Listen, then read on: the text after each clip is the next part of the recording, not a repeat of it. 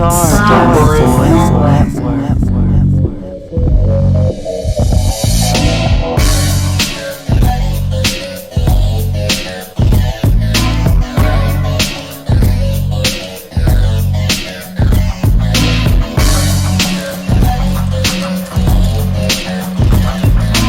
What's up, Cowboys Nation? Welcome back to Star Boys Network. I am your host, Zach White. Hey, thanks for coming back and tuning in.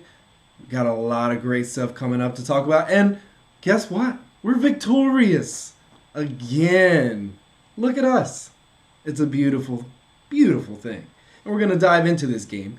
And because, really, was it a game? We destroyed who we were supposed to destroy, and it was New York, and it's another NFC East beatdown. But before we do that, I do want to say, make sure that you guys like and subscribe to this channel. We put our heart and soul into this. We got a lot of great things going on. Want to make sure that you guys also check that out. Go over to starboysnetwork.com. A lot of great content. We got this show. We got Talking Boys with the Boys podcast. Always put on a hell of a show. Matter of fact, they have on RJ Choppy that should be jumping on today.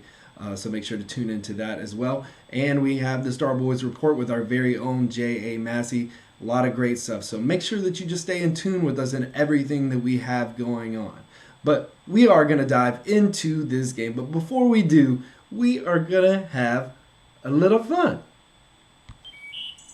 Tweet of the week. Go to ace_ECA4. No.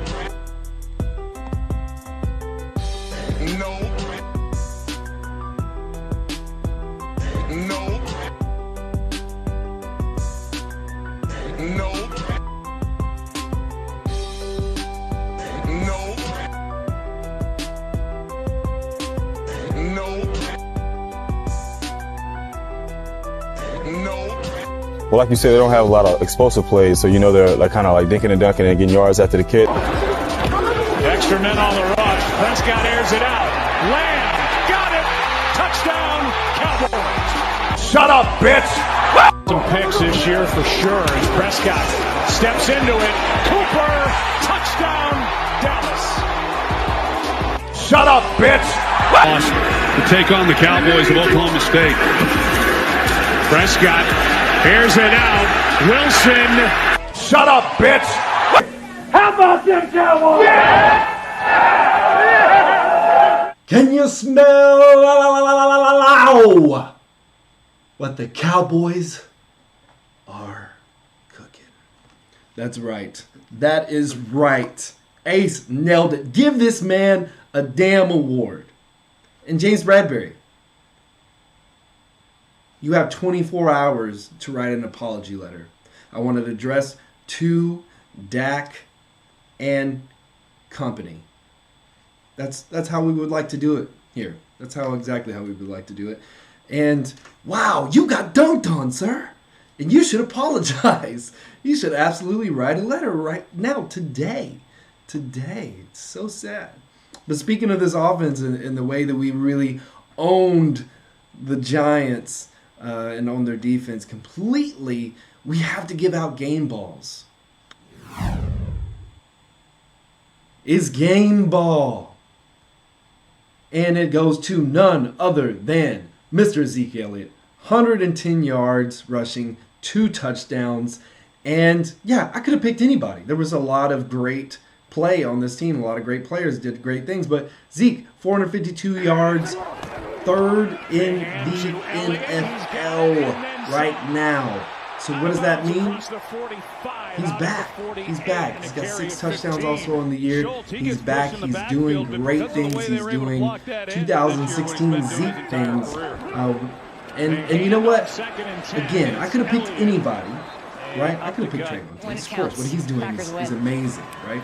But when I'm talking about Zeke in this situation in particular, it's notable and it's huge because of what he is providing.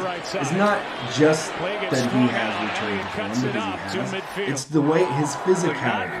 It's the physicality and what he brings to this offense with that, right? So within that, and you got Tony Pollard as well, with a great 1-2 punch. He had 10 or 75, something like that as well. So just adding those guys to the mix.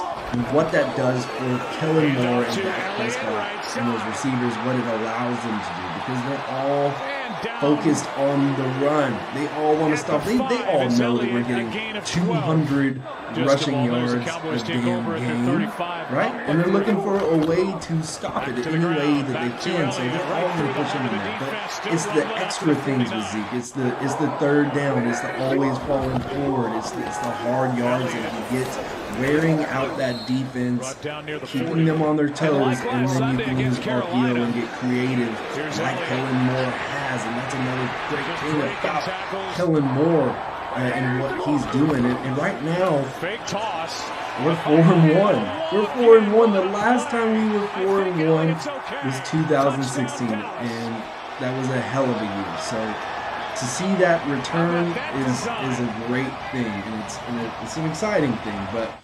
here we are doing some amazing things offensively, and kudos to Dak Prescott too, and everything that he did in this game.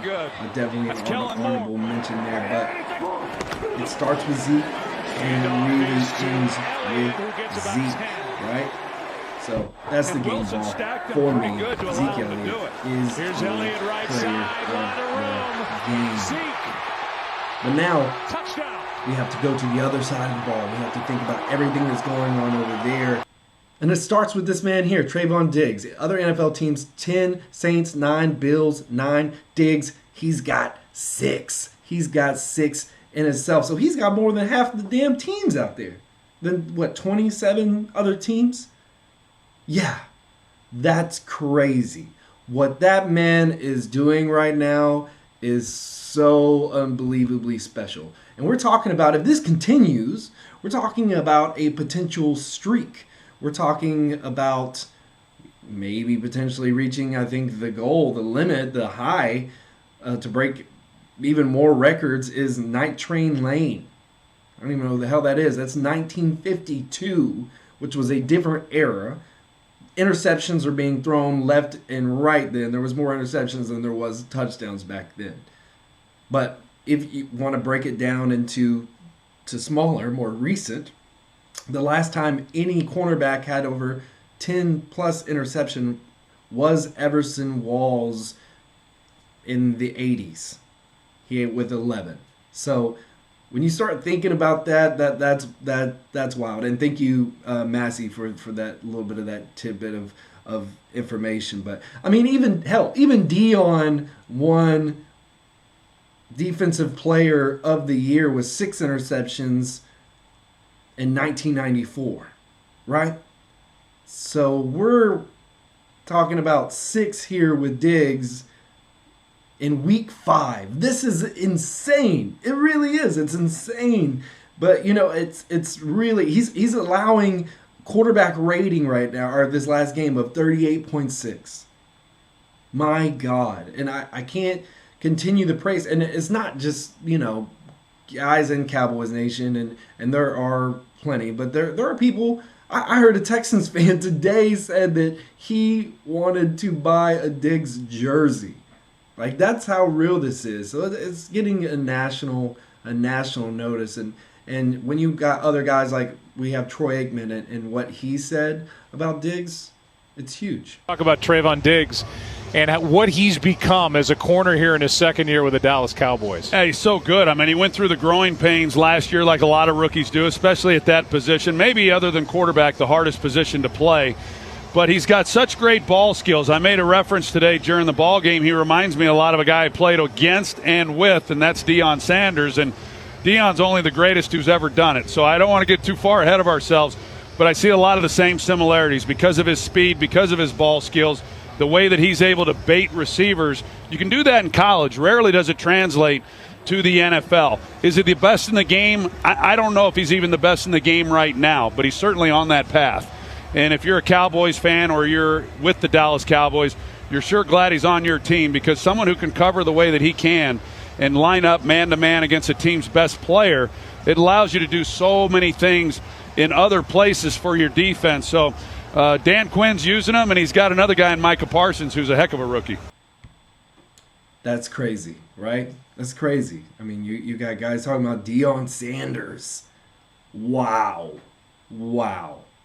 That's crazy. And to come from somebody like Troy, yes, he's a Cowboys great, but he's usually pretty honest, and he's pretty open about his honesty about the Cowboys. And there's been a lot of criticism from him in the past as well. So it's not one of those I take everything with a grain of salt. He played with one of the greatest or the greatest, and that was Deion Sanders. So there is something to that, to what he's saying, and he did pump the brakes a little bit, but it's what he's reminded of and some of the things that he's seeing that baiting receivers and that catch-up speed.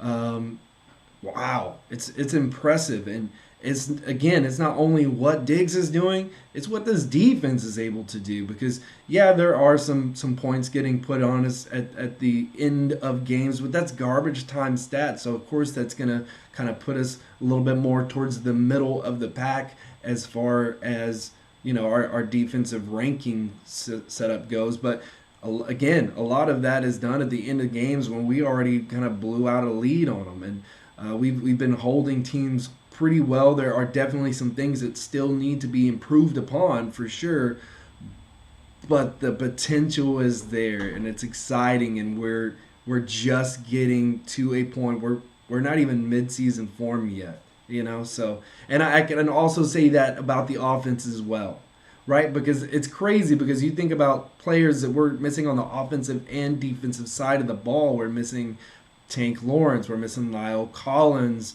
guys like that, and that's crazy. And Michael Gallup and Gallimore and all these guys that could come back and be really huge impacts on this team and just improve this team. And then also you got to think offensively.